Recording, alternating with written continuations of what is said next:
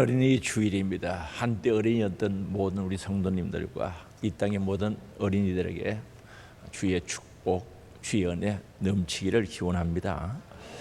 어린이라는 말은 1920년에 방정환 선생님이 어린 아동들을 하나의 인격체로 보아야 한다는 취지에서 처음 사용하기 시작했고요. 어린이란 용어는 어린 아이를 대접하거나 격식을 갖추어 이르는 말을 가리켜 바로 사용하는 교육용 언어입니다. 그래서 이 희성 씨가 엮은 구호대사전 1981년판 오래된 거죠. 거기에 보면은 어린이란 어린 아이를 높여서 부르는 말로서 나이가 어린 아이란 뜻이다라고 이렇게 기록되어져 있습니다. 어린 아이는 아동을 높여서 부르는 말이죠. 그런데 성경에 보면요, 예수님께서 어린 아이들을 아주 귀하게 보신 거죠. 정말로 아름답게 귀하게 보시고 정말 그들을 귀하게 여기시고 예수님이 그들 올 때 안아주시고 그들에게 축복기도 해주신 것을 알 수가 있습니다. 그리고 그뿐만 아니라 성경은 어린이들의 교육과 양육을 아주 중요하게 여기면서 그들을 양육하고 교육하라고 우리에게 일러주는 말씀들이 많죠. 특별히 오늘 읽은 본문이죠. 신명기 6장 4절에서 9절에 보면은 이스라엘아 들으라, 우리 하나님 여호와는 오직 유일한 여호와이시니 한 분밖에 없는 여호와신데 5절에 보면은 너는 마음을 다하고 뜻을 다하고 힘을 다하여 내 하나님 여호와를 사랑하라. 하나님을 사랑하는 거죠. 하나님을 사랑하되 대충 사랑하는 게 아니라 마음을 다하고 뜻을 다하고 힘을 다해서 여호와를 사랑하라고 말씀합니다. 그리고 오늘 내가 내게 명하는 이 말씀은 내어는 마음의 세계라는 거죠. 우리의 신비의 세계라. 그리고 7절 내 자녀들에게 부지런히 가르치는데 집에 앉아 있을 때든지 길을 갈 때든지 누워 있을 때든지 일어날 때든지 이 말씀을 강론할 것이며 가르칠 것이며 교육하라고 말씀하고 있는 거죠. 그리고 8절에 너는 또 그것을 내 손목에 메어 기호로 삼으며 너 미간에 붙여 표를 삼고 손목에 메고 미간에 붙이고 표를 삼아라는 거죠. 테필린이라고 하죠. 붙이라는 거죠. 또 내 집 문설주와 바깥 문에 기록할지니 문에다 붙이는 매주자라고 이야기합니다. 문에다가 이렇게 붙이는 거죠. 하나님의 말씀을 가르치고 하나님을 사랑하는 방법을 확실하게 가르치라는 거죠. 앉았을 때, 길을 갈 때, 하여튼 시간 나는 대로 강론하라고 말씀하고 있습니다. 왜 우리 기독교 신앙 교육의 양육이 그렇게 중요한가? 1950년대 먹고 살기조차 힘들었던 시기였죠. 한 아이가 나병에 걸렸던 거죠. 문둥병이죠. 나병에 걸려서 소록도로 보내치게 되는 겁니다. 그 아이의 아버지는 아들이 곧 죽을 것으로 생각하고 남은 아들에게 모든 정성을 쏟아붓죠. 많은 시간이 흘러서 큰 아들은 장성하여서 대학 교수가 되었지만은 아버지를 버리고 이민을 가버렸습니다. 아버지는 자식이 떠난 그 허전함을 안고 하루하루 비참하게 힘들게 살아갔습니다. 그런데 어느 날 자신의 이름으로 된 통장에 보니까 많은 돈이 예금되어 있는 것을 알게 된 거죠. 소록도에서 죽었을 것으로 생각했던 작은 아들이 귀한 목사님 만나가지고 사랑 많은 목사님 만나서 그의 목사님의 헌신으로 그 질병이 치유된 거죠. 깨끗하게 나음을 입은 거죠. 그리고 예수님을 믿고 삶이 변화되어 자신을 버리는 아버지를 용서하고 아버지 노후를 위해서 준비했던 것이 바로 그 통장이었던 거죠. 그리고 그 아버지를 찾아서 만나서 평생 모시고 살아가는 아름다운 모습을 보여준 이야기죠. 실제적인 이야기죠. 이처럼 하나님을 향한 신앙은 인간의 한계를 넘어서는 거죠. 인간의 벽을 넘어서는 거죠. 질병을 이기게 하시고 버림받았지만 용서할 수 있고 다시 사랑할 수 있다는 거죠. 그리고 모든 것이 무너진 그곳에서 아름다운 삶을 일궈낼 수 있는 능력이 바로 그 안에 있는 믿음으로 통하여 예수님을 통하여 이루어졌던 사실을 알 수가 있습니다. 따라서 오늘 우리는 자녀들에게 가장 필요한 것은 하나님을 경외하는 마음, 하나님 말씀에 순종하는 신앙을 가지게 하는 것이 얼마나 중요한지를 가르쳐주고 있습니다.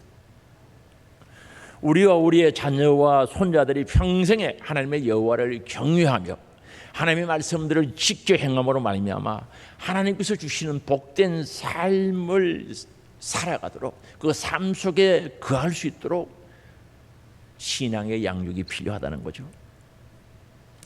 이러한 삶의 자세를 가지기 위해서는 우리는 마음을 다하고 성품을 다하고 힘을 다하여 여호와 하나님을 사랑해야 된다는 거죠. 오늘 우리 하나님을 사랑하되 대충 하려고 하지 말고 진짜 네 힘을 다하고 뜻을 다하고 마음을 다해서 사랑할 수 있어야 된다는 거죠. 또 하나님의 말씀을 우리의 마음에 새겨 행해야 된다. 신비에 기록해놔야 된다는 거죠. 그리고 이것을 자녀들에게 부지런히 가르침으로 말미암아 하나님의 말씀이 우리 자녀들의 삶 속에 삶의 기준이 되도록 가슴 속에 말씀을 심어주라고 말씀하고 있는 거죠. 그래서 우리는 하나님 앞에서 정말 말씀을 내 품속에 안고 내 마음에 새겨서 자녀들에게 가르쳐라 하고 말씀하고 있는 거죠. 그래서 우리 자녀들을 내가 축복하려고 하지 말고 내가 그들에게 어떤 방법으로든 축복하려고 하지 말고 우리의 자녀들을 하나님을 경외하는 자로 양육시키고 하나님께서 우리 자녀들에게 복을 주시도록 해야 된다는 사실을 마음속에 깊이 인식하시길 바랍니다. 하나님이 복을 주도록 만들어야 된다는 거죠. 그러면 우리는 자녀들을 어떻게 교육하고 양육을 해야 하는가? 복음에 경고한 자녀로 양육해야 됩니다. 복음에 경고하게 선자로 양육시켜야 된다는 거죠. 우리 그리스도인들은 자녀 양육에 지대한 관심을 가지고 있죠. 우리나라에서는 교인들만 아니라 일반인들도 자녀 교육에 큰 관심을 가지고 있습니다. 그런데 오늘 그리스도인들이 자녀 교육에 큰 관심을 가지고 있는데 하지만 청소년들이 하나님을 떠나는 자들이 심각하게 증가하고 있다는 사실에 우리는 놀랄 수밖에 없습니다. 그게 현실이죠. 교회를 떠나는 청소년들이 많다는 거죠. 그렇다면 우리가 추구하는 교육과 양육 방식이 정말 옳은 것인가?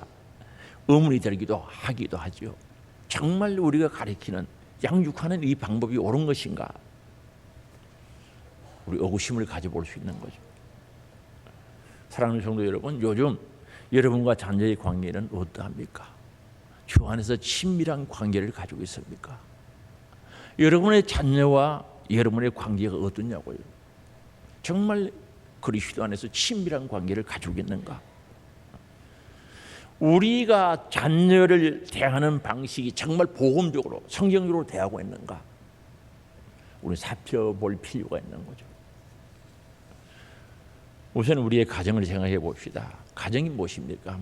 사회학자들의 이야기하는 것과 여러 다양한 방법이 다양한 이야기가 있습니다만 그러나 가정이란 뭔가 하나님께서 이 세상을 성교하시기 위하여 만드신 것이다. 디자인하신 것이라는 거죠. 오늘 우리 성경적으로 볼 때 가정이 무엇인가? 하나님께서 성교하시도록 디자인하셔서 만든 것이 바로 우리의 가정이라는 거죠. 그래서 하나님을 믿는 여호와를 경외하는 부모는 다른 어떤 사람을 전도하기보다 자기 자녀를 주의 제자로 삼는 일에 우선으로 해야 된다는 사실을 우리는 알아야 되고 또 이것을 실천해야 된다는 겁니다. 부모가 자녀들을 주의 제자로 삼지 아니하면은 세상이 여러분의 자녀들을 제자로 삼아버리는 거죠. 아니 그리스도인의 자녀들은 반드시 주의 자녀가 되고 그리스도의 제자가 되는데 버려두면 세상이 여러분의 자녀들을 제자로 삼아버리는 거죠. 심각하지 않습니까? 한국의 경우 교회 다니는 청소년 10명 중에 4명이 성인이 된 이후에 교회 계속 다닐 생각이 없다는 거죠. 그게 오래된 통계 같아요. 지금 그보다 훨씬 많겠죠. 그리고 미국의 경우에는 기독교 가정에서 자란 자녀들이 성인이 되면 60%에서 88% 거의 80% 자원하는 사람들이 교회를 떠나버리는 거죠. 안타까운 통계죠. 그 이유가 무엇인가? 왜 그럴까요? 우리의 양육이 자녀 양육이 복음이 아닌 율법적이고 도덕적인 양육 방식을 사용하기 때문에 그렇다고 봅니다. 그리고 자녀의 마음을 노엽게 하는 부모의 죄가 양육의 가장 큰 장애물이 되고 있다는 거죠. 그래서 에베소에 보면 자녀를 노엽게 하지 말라 그랬어요. 다시 말하면 부모의 마음속에 숨겨진 우상이 있다는 거죠.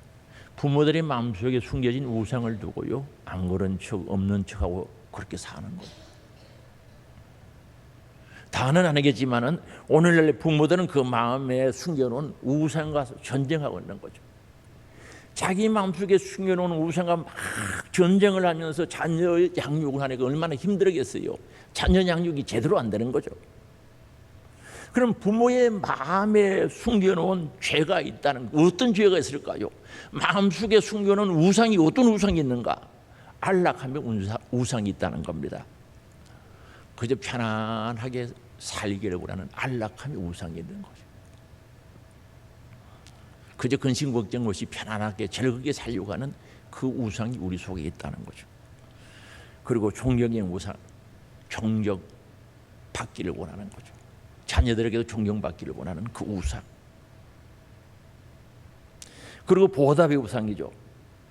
내가 이만큼 베풀어 줬으니 너희들이 갚아라는 거죠. 그리고 더 나아가서 자녀들에게 보답을 받고자 하는, 보상을 받고자 하는 보상 심리를 가지고 있는, 그게 우상이 된 거죠. 그리고 성공의 우상이 있는 거죠. 목적한 바를 이루는 것이 성공이라고 하는데, 정말 성공을 해도 신앙 안에서, 믿음 안에서 이루어지는 성공이 아니라 세상적인 성공을 바라는 마음이 가슴에 가득한 거예요. 그게 우상이 우상. 그리고 통제의 우상이 있는 거죠. 하여튼 자기 목적에 따라, 부모의 목적에 따라 통제를 하는 거죠. 가라, 가지 마라, 이렇게 하라. 정말 하나님의 뜻에 따라 통제가 되어지는 게 아니라 자기 욕심에 따라, 자신의 부모의 정욕에 따라 통제되어지는 통제의 우상이 있다는 거죠. 부모의 마음이 하나님이 아닌 이런 죄악된 욕구로 지배를 당하고 있는 거죠. 이걸 자녀들에게 관철시키려고, 자녀들에게 그걸 하게 만들려고 하니까 가정은 그야말로 자녀들과 함께 전쟁터가 되어야 되는 거예요. 하라, 못하겠다, 하라, 하기 싫다. 전쟁터인 거죠. 오늘 우리는 자녀들을 가르치기 전에, 양육하기에 앞서 부모된 내가 이 5가지 우상을 가지고 있지 않는지, 여기에 지배당하고 있는지 돌아봐야 돼요. 어디 5가지만 있겠습니까? 그보다 더 많을 수도 있어요. 이는 우상을 가지고 있는지 먼저 자기 자신을 돌아볼 수 있어야 되는 거예요. 그게 필요하다는 거죠. 이거 가지고는 자녀 성경적인 복음적인 양육이 될 수 없는 거죠. 절대 될 수 없습니다. 우리는 정말 자신을 돌아보고 이런 우상들이, 성경과 다른 우상들이 내 안에 있다면 변명하지 말아야 돼요. 뭐 어떻고 저떻고 무슨 변명이 필요하면, 세상이 다 그렇대. 아니 세상이 그러면 그럼 세상 따라가야 됩니까? 요즘 다 그렇대.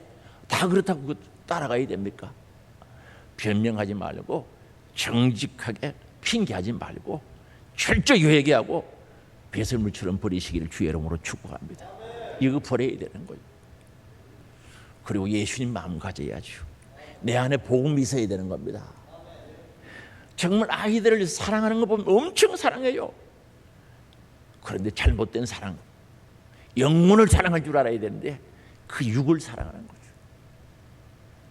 그래서 육을 사랑하는 데다가 잘못된 내 속에 있는 우상을 가지고 그걸 자녀들에게 심고 관철시키고 되게 만들려고 하니까 맨날 전쟁이 일어나는 거죠.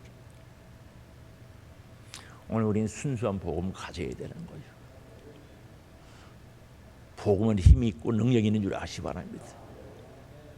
가루 세말 속에 있는 누룩과 같은 거죠. 부풀게 하는 힘이 있습니다. 자녀들에게 복음 주려고 해야지. 예수 주려고, 예수 사랑 주려고 해야지. 복음을 줘야지. 이런 은혜가 있기를 원합니다. 그리고 행동의 교정이 아닌 마음의 변화의 목적을 두어야 된다는 거죠. 그렇다면 우리 자녀들을 어떻게 양육시켜야 되는가? 어떻게 제자로 삼아야 되는가? 자녀의 행동에는 마음을 다루는 것이 중요하다는 거죠. 행동을 다루는 것이 아니라 자녀의 마음을 다루는 것이 중요하다는 것 아니겠습니까? 왜 중요한가? 모든 잘못된 행동은 죄악된 마음에서 나오는 겁니다. 즉 생각에서 나온다는 거죠. 잘못된 생각에서 잘못된 행동이 나오게 되어 있습니다. 그래서 생각이 굉장히 중요하다. 다른 말로 우리의 마음이 중요하다는 거죠. 그래서 예레미야 6장 19절에 보면 말씀하거든요. 우리 같이 읽어봅니다. 땅이여 들어라. 내가 이 백성에게 재앙을 내리니 이것이 그들의 생각의 결과라. 그들이 내 말을 듣지 아니하며 내 율법을 거절하였음이니라. 세상 사람들아 들어라. 내가 이 백성에게 재앙을 심판을 하겠다는 거, 재앙을 내린다는 거죠. 왜요? 이것은 그들의 생각의 결과라는 거죠. 생각의 결과는 본인이 가져가게 돼 있어요. 그들이 내 말을 듣지 않으며 하나님의 말씀을 듣지 않고요, 하나님의 말씀을 거절하는도다. 생각의 결과죠. 성경은 생각에 대해서 많이 말씀하고 있습니다. 사실 우리는 복받을 생각, 은혜받을 생각으로 살아가야 되는 줄 아시기 바랍니다. 교회 와서 말씀 들을 때도 복받을 생각, 은혜받을 생각으로 나와야 되는 거예요.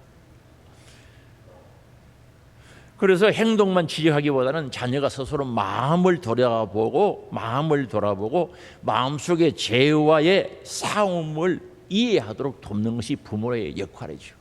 야, 이렇게 저렇게 행동을 뜯어고치려고 하지 말고 마음에 왜 그런 일이 일어나는지 자기를 돌아보고 자기 속에 있는 죄와 싸워서 이길 수 있도록 도와주는 것이 부모의 역할인 줄 아시기 바랍니다. 그 일을 해야 된다는 거죠. 그런데 보통 자녀를 훈육할 때 거의 반사적으로 튀어나오는 잔소리죠. 큰 소리가 아니고 잔소리인데 그렇게 하지 말라, 그렇게 하지 말라고 몇 번 그래서 한 번만 더 그래봐, 내가 어떻게 하겠다고 하는 게 반사적으로 나오는 거죠. 그랬던 사람 손 한번 들어볼까요? 그냥 지나갈까요? 너는 몇 번째 그렇게 하지 말라고 그랬는데 또 그래, 한 번만 더 그러면 그냥 두지 않겠다고. 그런 단어들을 잘 사용하죠. 거기다 짜증 섞인 목소리 하는 거예요. 부드러운 소리가 아니고 짜증 섞인 목소리로 그렇게 이야기를 하는 거죠. 그런데 이런 이야기를 가만히 한번 살펴보세요. 살펴보면요, 행동에만 포커스를 맞추고 있는 거죠. 그의 마음은 전혀 상관이 없어요. 행동에만 포커스를 맞추고 그렇게 이야기하고 있는 겁니다. 그런데 이렇게 행동만 교정하라는 말들은 효과가 없어요. 되는 것 같아도 안 돼요. 그때뿐이죠. 부모가 그렇게 이야기할 때는 그렇게 곤충 같는데 부모가 보지 않을 때는 자기 고집대로 하고 자기 생각대로 해버리는 거죠. 그래서 이럴 때 자녀가 자기 마음을 돌아볼 수 있도록 질문을 하는 것이 중요한 줄 아시기 바랍니다. 이런 행동을 할 때, 불순종을 할 때, 잘못된 행동을 할 때 그들의 마음을 돌아볼 수 있도록 질문을 해야 된다는 거죠. 예를 들어서 형이 또는 누나가 동생을 때렸을 때 어떻게 해야 되는가? 동생을 때렸더니 너의 기분이 어떠니? 사오니까 더 잘 때는 것이 뭐가 있는가? 나빠진 것은 없느냐? 질문을 하게 해야 된다는 거죠. 그렇게 공격하는 것 외에 다른 것을 할 수가 없느냐 물어보는 거죠. 이런 상황 속에서 내가 하나님을 생각해 봤니? 이 상황 속에서 이웃을 사랑하는 하나님의 말씀을 생각해 봤느냐고 물어보고요. 너가 그런 반응을, 동생을 때려야 하는 그런 반응을 하기 전에 하나님께 도움을 구해 봤나? 하나님이 원하시는 방법을 선택해 봤나? 물어보게 하는 거죠. 이런 질문은 쉽게 나오는 건 아닙니다만, 그러나 그렇게 할 수 있도록 만들어야 되는 거죠. 너 그렇게 나오고 나니 속이 후련하니? 마음이 편하니? 절대 형이, 누나가 동생을 때렸을 때 아니, 말은 속이 시원하다 그래서 절대 시원할 수가 없는 거예요. 그렇게 했더니 하나님 기뻐하시겠어? 물어봐야 된다. 이런 질문을 통해서 마음의 생각을 하게 해야 되는 거죠. 마음의 변화를 가져오도록 만들어야 된다는 거죠. 바로 이 복음적인 교육은 거기서부터 출발하는 거죠. 자기 마음을 생각하고 잘못을 찾고 회개하게 하고 스스로 하나님 은혜 가운데 고쳐갈 수 있도록 질문하고 양육해야 되는 줄 아시기 바랍니다. 어느 분의 이야기입니다. 어떤 사람의 이야기입니다. 어느 날 반복해서 불순종하는 자녀에게 대한 훈계 이야기죠. 자녀를 불러섭니다. 너 왜 자꾸 불순종하니? 순종하면 좋겠는데 왜 불순종하냐고 물었던 거죠. 저도 순종하고 싶은데 불순종하게 됐어요. 순종하기가 너무 어려워요. 잘 안 된다는 거죠. 여러분은 하나님 말씀에 순종하기가 쉽습니까? 쉽지 않죠. 그런데 이 고백이 남의 말 같지 않더라는 거죠. 뼛속까지 죄인이 자신의 고백과 동일하다는 거죠. 엄마의 고백과 동일했다는 거죠. 아이의 말이 참 공감이 되고 진심이 느껴져서 별다른 말을 하기보다는 아이를 붙잡고 기도했다고 합니다. 하나님, 우리는 우리 스스로 선하게 고칠 수 없는 죄인입니다. 하나님께서 싫어하시는 죄를 저희가 제발 멀리하도록 저희 마음을 바꾸어 주시고 도와주세요. 이런 내용으로 아이를 안고 기도했다고 합니다. 기도가 끝나자 아이가 막 울더라고 했어요. 울죠. 하고 싶은데, 순종하고 싶은데 안 되니까, 하고 싶은데 안 되니까 울 수밖에 없죠. 아이와 기도가 끝나고 또 말을 이어갔습니다. 내가 또 실수하고 불순종해도 엄마는 예수님께서 그리하신 것처럼 너를 용서할 거야. 너를 절대 버리지 않을 거야. 그랬더니 그 아이가 대성통곡하면서 울더라는 거죠. 그리고 그 이후부터 아이가 서서히 변화되기 시작하다는 것 아니겠습니까? 생각하는 거죠. 잘못된 것을 아는 거죠. 고쳐야 되겠다는 것을 알게 되는 거죠. 그래서 이 분은 복음적인 양육이 이런 거구나. 자기 경험을 통해서 깨달았다는 거죠. 오늘 우린 아이들을 복음적으로 양육해야 되는 줄 믿을 수 있기 바랍니다. 복음적인 양육이 필요하다는 거죠. 그리고 우리의 힘과 무능함 속에서 복음적인 양육을 해야 된다는 거죠. 우리 사람들은 부족한 거죠. 연약한 거죠. 우리는 한계 속에 갇혀 살아가는 자들이죠. 자신의 한계 안에 살아가는 사람들입니다. 이걸 알아야 되는 거예요. 정말 나는 무능하다. 정말 나는 부족한 사람입니다. 연약함을 알고 복음적인 양육을 해야 되는 것은 예수님께서 이 세상에 오신 목적이 있단 말입니다. 누가복음 5장 31절에 이렇게 말씀합니다. 예수께서 대답하여 이르시되 건강한 자에게는 의사가 설 데 없고 병든 자에게야 설 데 있느니라. 하기야 병든 자가 의사 찾죠. 32절 같이 읽어봅니다. 내가 의인을 부르러 온 것이 아니요 죄인을 불러 회개시키러 왔노라. 우리 예수님은 의인 부르러 온 게 아니에요. 세상에 의인은 없대요. 다 죄인이래요. 의인을 부르러 온 것이 아니라 죄인을 불러 회개시키러 왔다는 겁니다. 예수님 오신 목적입니다. 죄인을 바꾸어 의인 만들게 하고 잘못된 길을 가는 사람들을 바른 길로 가게 하는 것이 주님의 목적, 이 세상에 오신 목적인 줄 아시기 바랍니다. 그리고 우리 예수님은 죄인의 친구로 오셨다는 거죠. 누가복음 7장 34절에 보면요, 바리새인들이 예수님 보고요 세리와 죄인의 친구로다 이렇게 말씀했던 거죠. 정말 예수님이 이 땅에 오셔서 세상 사람들을 외면했던 버렸던 세리와 죄인들의 친구가 되고 그들과 함께 식사 같이 하셨던 것을 우리가 알고 있지 않습니까? 그래서 우리가 아이의 연약함을 공감하고 죄를 깨닫게 하고 끊임없이 용서하는 과정을 통해서 예수님을 닮아가게 해야 되는 줄 아시기 바랍니다. 그래, 우린 연약해, 부족해, 공감을 해야죠. 그리고 죄를 깨닫게 하고 끊임없이 용서해 주면서 회개하면서 이런 과정을 통해서 예수님을 닮아가고 예수님의 사랑을 깨달을 수 있도록 복음적인 양육이 우리에게 있어야 되는 줄 아시기 바랍니다. 그러다 보면 내 자신이요 복음을 더 깊게 경험할 수 있는 거죠. 어머니가, 부모들이 정말 복음적인 양육을 하다 보면 정말 하나님의 사랑을, 하나님의 은혜를 더 깊이 경험하게 된다는 겁니다. 그래서 자녀를 양육한다는 것은 하나님께서 주신 특권인 것을 깨닫게 되는 거죠. 정말 복음적인 양육을 하다 보면 내가 하나님으로부터 큰 사랑을 받고 있다는 사실을 알게 되는 거죠. 그래서 자녀의 양육이 부담이 되고 짐이 되는 것이 아니라 하나님께서 주신 특권이구나. 왜? 하나님의 은혜를 깨닫게 되는 길이 되거든요. 자녀 양육을 통해서 내가 하나님으로부터 받는 사랑과 은혜를 깊이 알아가게 되어진다는 거죠. 저도 우리 아이들이 어렸을 때요, 꼭 보면은 주일날요 짜증내고 잘 그래요. 주일날 짜증내버리면 설교를 못 하잖아요. 주일 아침 되면 짜증을 내고 요구하는 것도 많고, 아이고 참으려고 하면 힘들거든요. 그래서 잘 참아요. 먹기로 참고, 참아야 주일 예배가 되는데 참고, 저녁 예배 다 찬양 예배 마치고 무릎 꿇고 조용히 기도하면은, 저 간증입니다만은 아이들요, 그 뱀도 크지도 않아요. 이 조그마한 뱀이 톡톡 튀어나가요. 마귀 역사죠. 예배에 방해하는 영적인 역사죠. 톡톡 튀어나가요.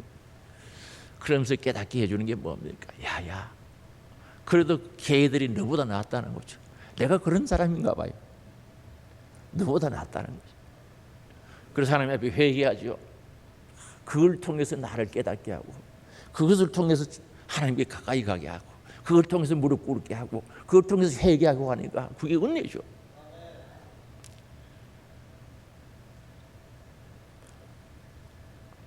자녀 양육을 통해서 내가 하나님으로부터 받는 사랑과 은혜를 알아가게 되죠. 그때 그렇게 깨달아지면요, 자녀가 짐이 아니죠. 동력자로 변하는 순간인 줄 아시기 바랍니다. 함께 하나님의 은혜를 받고 깨달아가는, 함께 살아가는 동력자가 되는 거죠.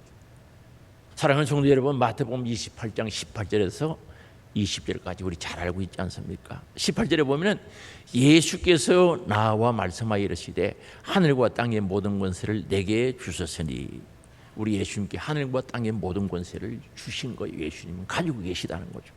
19절입니다. 그러므로 너희는 가서 모든 민족을 제자로 삼아 아버지와 아들과 성령의 이름으로 세례를 베풀고 내가 너희에게 분부한 모든 것을 가르쳐 지키게 하라. 볼지어다 내가 세상 끝날까지 너희와 항상 함께 있으리라 하시니라. 땅과 하늘과 땅의 모든 권세를 가신 주님께서 세상 끝날까지, 주님이 재림할 때까지 우리와 함께 하시겠다는 약속인 줄 아시기 바랍니다. 우리가 자녀들을 복음으로 양육하며 제자 삼는 과정에서 항상 기억해야 될 것은, 항상 기억해야 할 진리는 세상 끝날까지 너희와 항상 함께 계시다는 약속인 줄 믿을 수 있기 바랍니다. 아이들을 키우다 보면요, 정말 체력도요, 지혜도, 인내력도 이 바닥이 날 때가 있는 거죠. 진짜 너무 힘들어 포기하고 싶은 때도 있고요, 쉬운 말로 갖다 버리고 싶은 거예요. 갖다 버리지는 않죠. 마음에는 그런 게 생각이 있어요. 갖다 버리고 싶은 생각이 있어요. 또 그뿐입니까? 우리 안에 있는 죄와 우상들 때문에 큰 절벽 같은 장애물들이, 우상, 앞에서 말씀드린 그런 우상들 때문에 갈등이 일어나는 거죠. 아이들을 비교하면 안 되는데 비교하는 거죠. 우리 집 아이는 하나님 특별히 그렇게 만든 특별한 존재인 줄 아시기 바랍니다. 그것으로 만족해야지 뭘 비교를 자꾸 해요. 비교하는 것도 큰 장애물이죠. 병들게 하는 거, 병들게 하는 거. 그런 거가 엉그러져 가지고 진짜 인내심 바닥날 때 있다는 거죠. 그리고 하는 말이 뭡니까? 나는 부모로서 자격이 없는가? 좌절하죠. 나는 안 되는가? 그렇게 느껴질 때도 있는 겁니다. 그런데 중요한 게 뭡니까? 그때도 주님께서 우리와 동행하시고 우리와 함께 계시다는 약속을 붙잡아야 되는 줄 아시기 바랍니다. 주님이 여러분과 함께 하시는 거죠. 세상 끝날까지 항상 함께 하시는 줄 믿을 수 있기 바랍니다. 그래서 우리가 고집센 자녀를 양육하는 동안 하나님 아버지도 고집센 부모인 우리를 양육하고 계시다는 사실을 알아야 되는 거예요. 자녀를 통해서 하나님께서 나를 양육하고 계시다는 사실을 깨닫는 은혜가 있기를 원합니다. 그러므로 자녀 양육은 하나님의 은혜로 되는 거예요. 은혜로 되는 거죠. 아니 우리의 생각대로 계획대로 착착착착 이렇게 계획해서 했으면 여러분 자녀들 벌써 큰일 나는 거예요. 보통 사람들 다 넘죠. 그게 그렇게 안 된다는 사실을 알아야 돼요.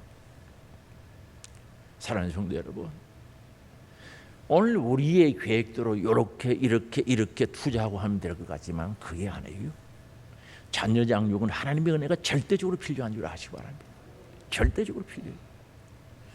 그리고 진리 하나님의 말씀으로 그를 만들어갈 수 있다는 사실을 알아야 되는 거예요. 그리고 강력한 성령의 역사와 정말 솜털보다 더 부드러운 성령의 역사로 한 인간이 신앙의 인격을 형성하면서 만들어진 줄 믿을 수 있기 바랍니다. 우리는 그걸 삼하고 기다리고 기도해야 된단 말입니다. 그래서 오늘 우리는 하나님의 도우심, 하나님의 은혜죠, 하나님의 역사심, 하나님의 능력이죠. 이걸 삼어야 해요. 그리고 기도하면서 인내하면서 정말 하나님이 함께 하신다, 세상 끝날까지 항상 함께 하시겠다, 그 약속의 말씀을 붙잡고 우리 자녀들을 복음적으로 양육해야 되는 줄 믿을 수 있기 바랍니다. 그래서 우리는 자녀들에게 부지런히 가르쳐야 되는 거죠. 자녀 양육을 위한 부지런히 부모들에게 있어야 된다는, 가르쳐야 된다는 거죠. 그럼 어떻게 가르치는가? 다시 정리하면은 성경을 가까이 하는 습관을 길러줘야 되는 거죠. 하나님의 말씀을 가까이 하는 자는 절대로 실패하지 않습니다. 말씀을 가까이 하는 습관을 길러줌으로써 하나님 말씀에 순종하는 자로 양육시켜 가야 된다는 거죠. 다시 말하면 복음이죠. 복음을 가진 자는 절대 좌절하거나 실망하거나 교만해지지 않는다는 사실이죠. 복음을 가진 자가 어떻게 교만해질 수 있습니까? 복음을 가진 자가 어떻게 실망하고 좌절합니까? 복음을 심어줘야 된다는 거죠. 말씀을 가까이 하게 해야 된다는 거죠. 시편 119편 9절에 말씀합니다. 청년이 무엇으로 그의 행실을 깨끗하게 하리까? 주의 말씀만 지킬 따름이니이다. 다른 방법이 없어요. 다른 왕도가 없는 줄 아시기 바랍니다. 오직 하나님의 말씀, 진리의 말씀인 줄 아시기 바랍니다. 그리고 순종의 원리를 가르쳐야 되는 거죠. 순종하는 사람이, 하나님 말씀 순종하는 사람이 예배 생활을 안 한다, 가장 하나님과의 관계 속에서 기본인 예배 생활을 멀리한다, 예배를 등한히 한다, 있을 수 없는 거죠. 순종하는 사람은 기도 생활이 이루어질 수밖에 없고, 순종하는 사람은 경건한 생활을 할 수밖에 없는 겁니다. 또 부모에게 순종하는 사람은요, 하나님과 다른 권세 앞에서 순종하게 되어 있습니다. 성경은요, 부모에게 순종하는 자들에게 이 땅에 복을 주시고 내세에도 복 주신다고 약속하고 있는 줄 믿을 수 있기 바랍니다. 그래서 에베소서 6장 1절에 자녀들아 너희 부모를 주 안에서 순종하라, 이것이 옳다는 거죠. 이것은 첫 번째 계명, 약속이 있는 첫 번째 계명이라고 말씀하고 있는 줄 아시기 바랍니다. 그리고 베푸는 삶이 복된 것임을 가르쳐야 되는 거죠.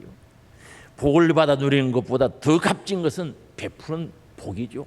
베풀 수 있는 것이 복이죠. 나눌 수 있는 게 복인 줄 아시기 바랍니다. 그래서 하나님께 드리는 것 중요합니다. 바로 가르쳐야 됩니다. 어렸을 때부터 가르치기를 바랍니다. 크면 나겠지, 뭘 크면 해. 어렸을 때부터 하나님께 드린 것 정직하게 정확하게 가르쳐야 된단 말입니다. 아까워가지고 들 부모들이 떨고 그러니까 못 가르치는 거지. 그리고 성유하는 것, 구제하는 것들을 어릴 때부터 가르쳐서 몸소 행할 수 있도록 가르쳐야 되는 거죠. 여러분, 성장하면 저절로 하는 게 아니라 성장하면 아까워서 못해요. 아예 어렸을 때부터 하는 걸 가르쳐야 되는 거예요. 돈 벌어서 뭐 하려고요? 영혼 살리는데 사용해야죠. 아멘 하이소. 집에 가려고 안 하시는 모양인데, 돈 벌어서 뭐 하려고? 영혼 살리는데, 성유하고 구제하는 데 사용해야지. 확실히 가르쳐야 된다는 거예요. 그래서 베품으로, 나눔으로 오는 행복, 나눔으로 오는 복을 가질 수 있는 자가 되어야 된다는 거죠. 사도행전 20장 35절이죠. 같이 읽어봅니다. 범사에 너에게 모범을 보였노니 곧 이같이 수고하여 약한 사람들을 돕고 또 주 예수의 친히 말씀하신 바 주는 것이 받는 것보다 복이 있다 하심을 기억하여야 할지니라. 주는 것이 받는 것보다 복이 있다는 거죠. 아멘을 잘 안 하는 복이 좀 이상하긴 이상하다. 주는 게 복이 있다니까요. 이걸 가르쳐요. 우리 교회학교, 우리 유치부부터 가르치기를 바랍니다. 유치부부터 철저히 가르쳐요. 그리고 꿈과 비전을 갖게 해야 되는 거죠. 미래에 대한 꿈을 꾸고 있는 사람은, 준비하는 자는 결코 이루어질 수밖에 없죠. 어릴 때부터 약한 자를 도와주고 책임져 줄 수 있는 이런 사람이 되도록 꿈을 심어줘야 되는 거죠. 절대 심어줘야 되는 거예요. 정말 하나님께서 주신 나의 능력, 지식도 마찬가지입니다. 나에게 주신 능력을 다른 사람에게 줄 수 있도록 꿈을 심어줘야 돼요. 그래서 하나님의 꿈이 자녀들의 꿈이 되고 자녀들의 꿈이 하나님의 꿈이 되도록 그들의 꿈을 심어줘야지. 꿈을 가진 자는 망하지 않죠. 절대 망하지 않습니다. 그래서 하나님은 살아계시다. 살아계시죠. 하나님 살아계십니다. 하나님 살아계시다. 우리를 사랑한다. 너를 사랑한다는 거죠. 끝까지 사랑한다는 거죠. 함께 하겠다는 거죠. 너가 잘 되기를 원해. 귀하게 쓰임받기를 원해. 끊임없이 들려주고 그들에게 축복기도 해주면서 복음으로 우리 사랑하는 자녀들 양육할 수 있게 바랍니다. 우리 교회 학교에서는 그렇게 하기를 힘쓰고 있어요. 우리 교회 학교 제가 우리 담당 교육자들에게 늘 이야기하는 복음을 심어주라는 거죠. 복음적인 교육을 하라고 늘 이야기하죠. 여러분의 가정에서도 함께 해야 되는 줄 아시기 바랍니다. 그래서 끝까지 항상 하나님이 함께 하신다는 그 말씀을 가슴 속에 팍 심어줬어. 언제 어디서나 어디로 가든지 주님을 사랑하고 영혼을 사랑하는 하나님 사람이 되지 않겠어요? 그럴 때 우리 대한민국이 희망이 있고 세상에 희망이 있지 않겠어요? 주여 복음으로 양육시키기를 원합니다. 주여 나의 자녀들을 우리의 어린아이들을 복음으로 양육시키기를 원합니다. 우리 가슴에 고백이 되어지고 실천함으로 말미암아 하나님 나라를 세워가는 이 일에 귀한 동력자들이 될 수 있기를 주의 이름으로 축복합니다.